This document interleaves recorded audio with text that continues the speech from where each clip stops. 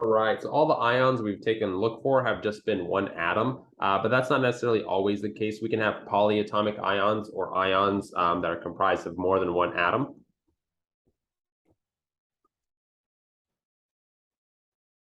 We're going to learn about their structure later when we get to the covalent bonds.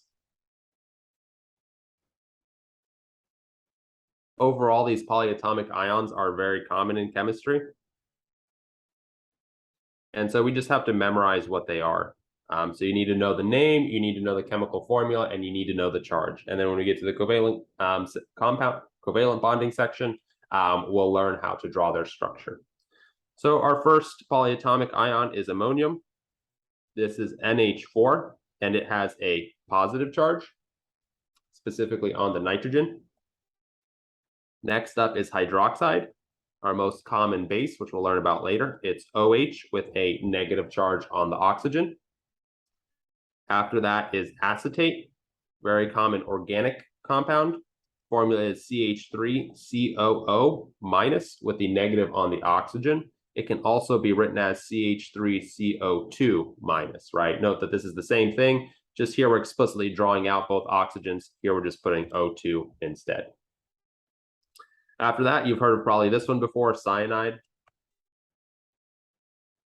This is a CN minus with the negative on the carbon. After this, we've got a series. We've got carbonate, which is CO3 2 minus, bicarbonate, which is HCO3 minus, and then finally carbonic acid, which isn't a polyatomic ion, but we're still going to know its formula, H2CO3. After that, we've got our nitrate, NO3 minus, and then our nitrite, NO2 minus, right? So notice that the ending here, 8, it means more oxygens. And then the ite means less oxygens. It doesn't necessarily mean 3 and 2, it just means more or less. So for example, sulfate is SO4 2 minus, while sulfite is SO3 2 minus. Notice that the charge stays the same even though we're changing the number of oxygens. The H and the ite, it's just separated by one oxygen. Then we have phosphate, which is PO4 3 minus, and phosphite, which is PO3 3 minus. After that, we've got chlorate, which is ClO 3 minus, chlorite, ClO2 minus, and then this one we actually even have more ions, so we can add even more or less oxygen, so we need to add extra stuff, so we're going to add as prefixes. So when we add more oxygens, we're going to add a prefix of per in front of it, so perchlorate is ClO4 minus, and then on the right side, we're going to add the prefix hypo for even less oxygens. So we have hypochlorite, which is the active component in bleach. And this is just one oxygens, just ClO minus. Again, note that the charges are staying the same.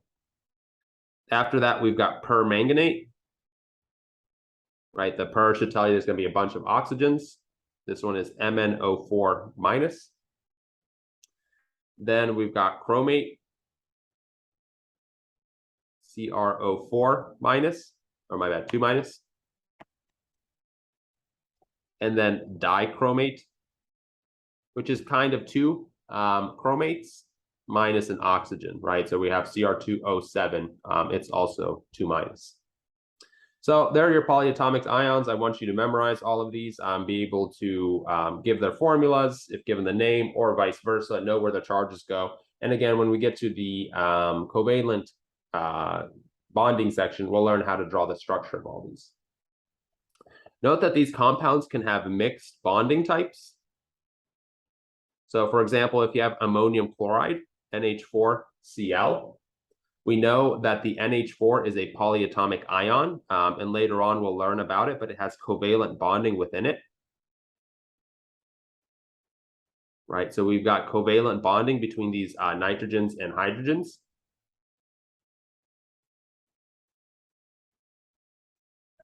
But then on the other side, we have this chloride, which is a negative charge. And so we have an ionic bond between the ammonium and the chloride. So a compound can have more than one type of bonding.